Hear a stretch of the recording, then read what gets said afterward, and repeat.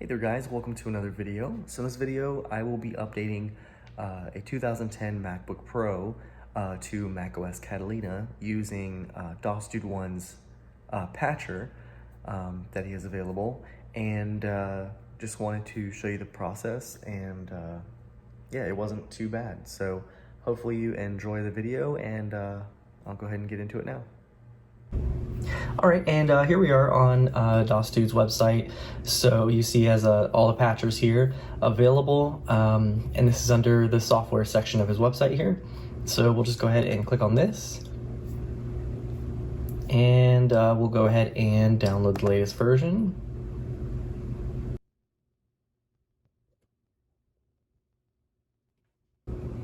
Okay, and now that the patcher has downloaded, we can go ahead and open it from here.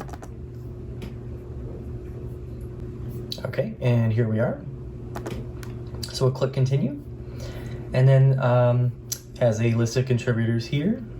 So we'll hit continue there. Okay, so now it needs the installer application. So we're gonna go ahead and have to download that because I don't have a copy of it. So we'll go ahead and hit start download. And it is 8 gigs, so it is a very large file. So we'll go ahead and give this a few minutes to actually download the app, and then we'll go from there. So what I'll be doing in my case is I'll be doing an in-place update for this. I won't be doing a clean update. And this machine, just to let you know, it is a 2010 MacBook, and here I'll show you the specs here. It does have an SSD, has 4 gigs of RAM, it has the 2.66 gigahertz Intel Core 2 Duo. Excuse me, as I said, 4 gigs of RAM, does have an SSD. This also has an NVIDIA GeForce 320M with 256 megs of RAM. Anyway, I'll go ahead and let this go, and I'll be back when it's done. Just to give you a quick status update here. So, it's been a few minutes here, and we're at about 4 gigs downloaded. So, if I haven't mentioned before, 8 gigs is a pretty large file. If you have nice fast internet, it shouldn't take as long as mine, but... Alright, so the download is completed now, and I'm offered 3 different installation methods. So there you have install to this machine, create a bootable installer, and create an ISO image. So it's really nice that they make it really easy to do this installation. So as I said previously, I'm going to go ahead and install it to the machine directly. And you come to this screen here to begin patching a copy of this copy of macOS Catalina to be installed on this machine. Click start. And then it's going to ask for your password.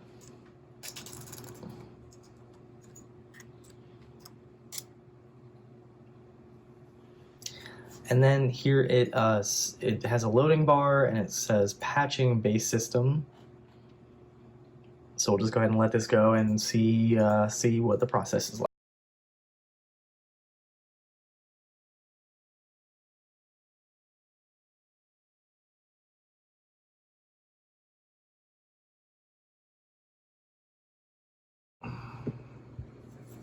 All right, so this is the message that came up here. So it says SIP is enabled on this system. SIP must be disabled in order for the in-place installation to function correctly. To disable SIP, boot off your system's recovery partition or on an OS 10.11 or later installer drive, open terminal and run this. So let's go ahead and we'll do that now. Okay, so I'm gonna go ahead and restart my system here. And once it restarts, we're going to do Command R so that it goes into recovery.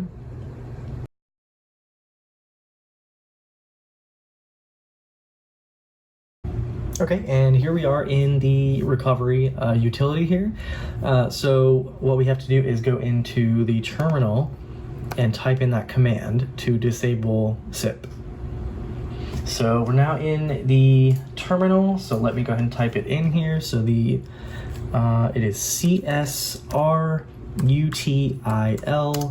disable.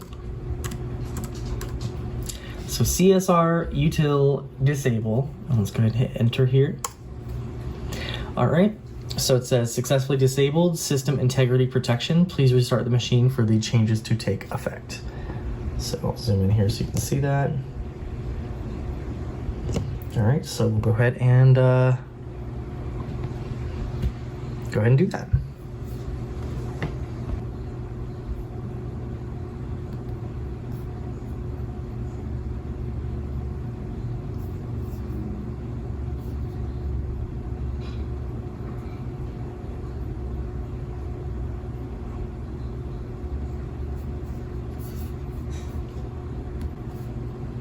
Okay, and now the patcher is back open here, so let's go ahead and hit continue, and we already have a copy, so we'll go ahead and select that, and it looks like it's going to have to do the same process that it had to do before.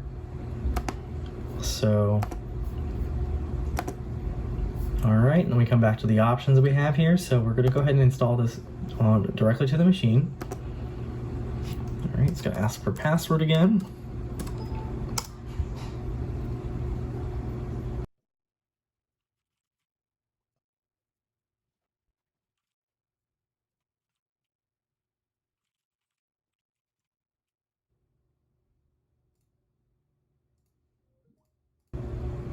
Okay, and here we come to the actual, hopefully, installation of macOS Catalina on this MacBook Pro. So let's go ahead and hit continue. We'll agree. Gives us the option here, and now we can click install. It's gonna ask for my password again. Okay, so now it says it's installing, and it says about 13 minutes remaining. So I guess we'll see how it goes. So it has to reboot. So let's go ahead and click restart.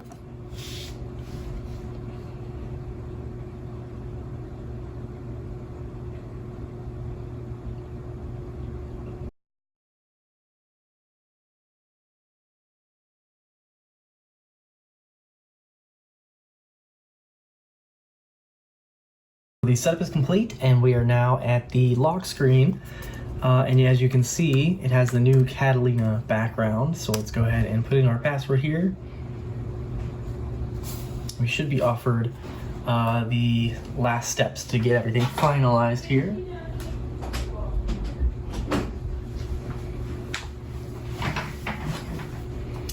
All right, so what it says here in the top right corner, it says optimizing your Mac performance and battery life may be affected until complete.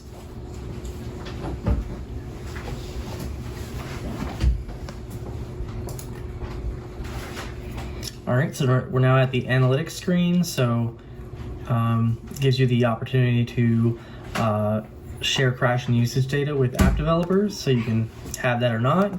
So we'll just click continue. All right, and now we're at the setup screen for screen time. And so it says get insights about your screen time and set limits for what you want to manage, weekly reports, downtime and app limits, content and privacy restrictions, screen time passcode. So in this case, we'll set this up later.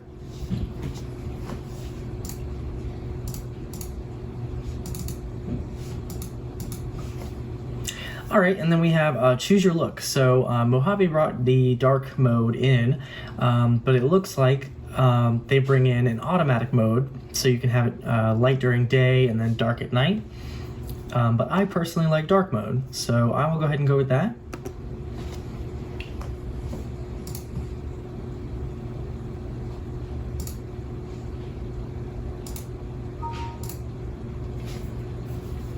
All right, so we're now setting up our Mac. Okay, and here we are. All right, so, and now once we're here, we now have patches available. So we have legacy USB support injector, and then we have a night shift patch.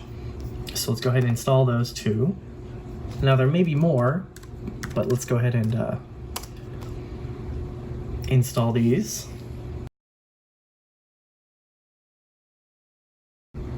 Okay, so now that update is complete and it's asking to restart the computer, so we'll go ahead and do that. And we may have more updates when we come back.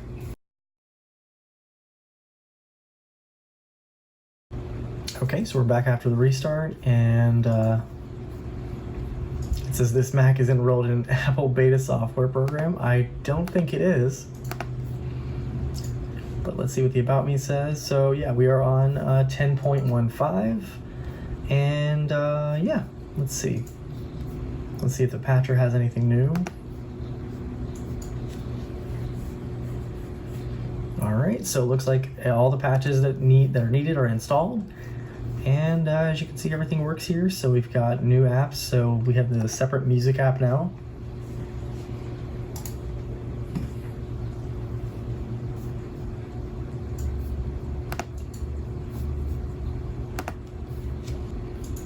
All right, and as you can see, it's based on the iPad, so this is how it would look on the iPad also. And then we have the new Apple TV app.